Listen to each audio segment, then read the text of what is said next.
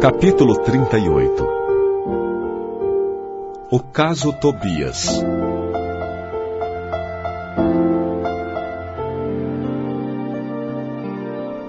No terceiro dia de trabalho, alegrou-me Tobias com agradável surpresa. Findo o serviço ao entardecer, de vez que outros se incumbiram da assistência noturna, fui fraternalmente levado à residência dele, onde me aguardavam belos momentos de alegria e aprendizado. Logo de entrada, apresentou-me duas senhoras, uma já idosa e outra bordejando a madureza. Esclareceu que esta era a sua esposa e aquela irmã. Luciana e Hilda, afáveis e delicadas, primaram em gentilezas. Reunidos na formosa biblioteca de Tobias, examinamos volumes maravilhosos na encadernação e no conteúdo espiritual.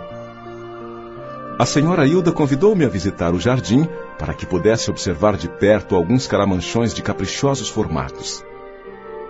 Cada casa em nosso lar parecia especializar-se na cultura de determinadas flores.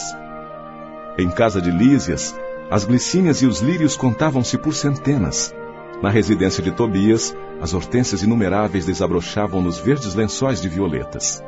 Belos caramanchões de árvores delicadas, recordando o bambu ainda novo, apresentavam no alto uma trepadeira interessante, cuja especialidade é unir frondes diversas à guisa de enormes laços floridos na verde cabeleira das árvores, formando o gracioso teto.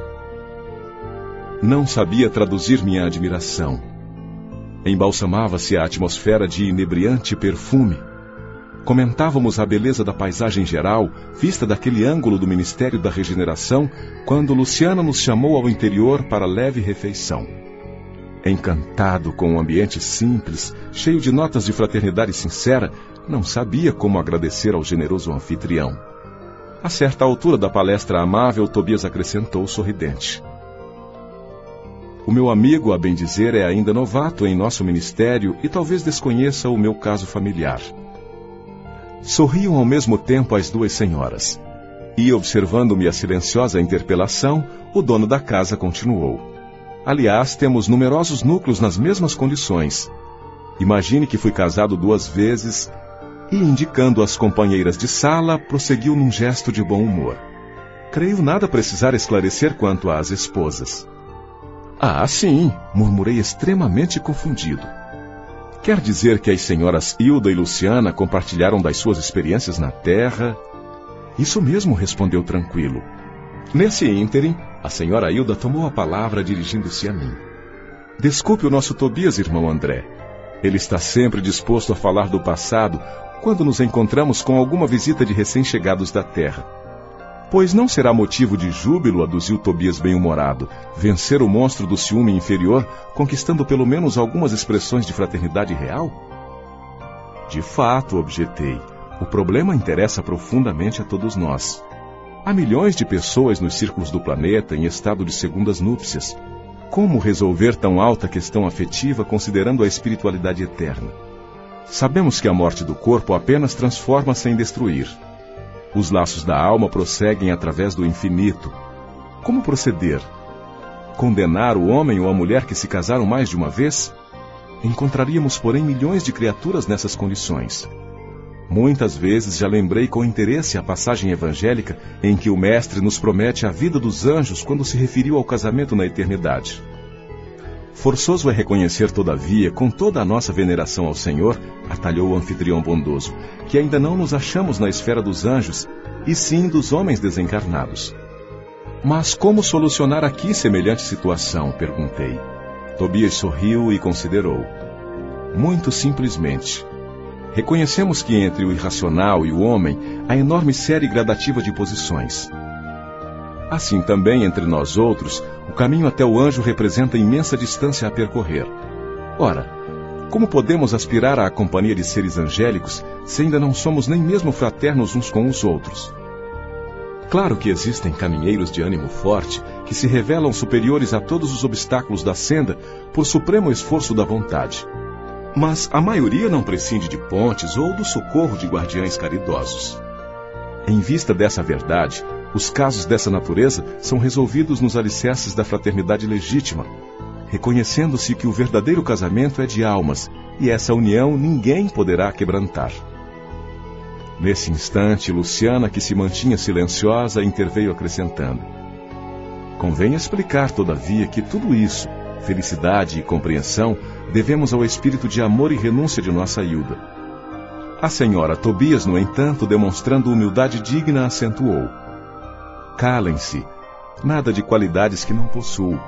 Buscarei sumariar nossa história, a fim de que nosso hóspede conheça meu doloroso aprendizado. E continuou, depois de fixar um gesto de narradora amável: Tobias e eu nos casamos na terra quando ainda muito jovens, em obediência às sagradas afinidades espirituais. Creio desnecessário descrever a felicidade de duas almas que se unem e se amam verdadeiramente no matrimônio. A morte, porém, que parecia enciumada de nossa aventura, subtraiu-me do mundo por ocasião do nascimento do segundo filhinho.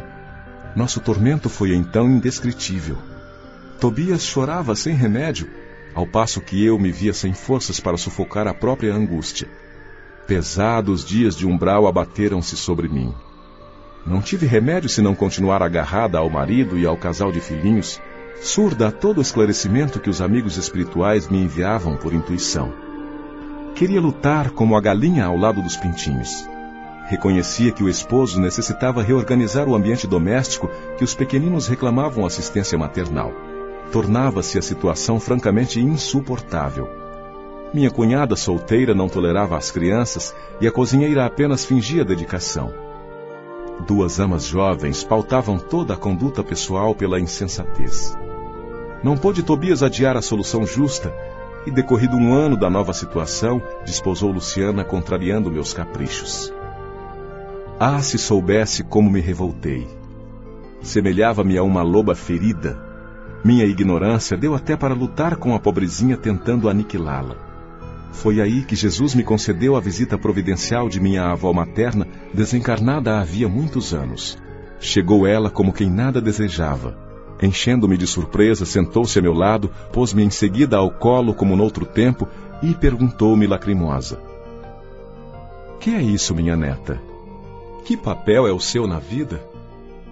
Você é leoa ou alma consciente de Deus? Pois nossa irmã Luciana serve de mãe a seus filhos, funciona como criada de sua casa, é jardineira do seu jardim, suporta a bilis do seu marido e não pode assumir o lugar provisório de companheira de lutas ao lado dele?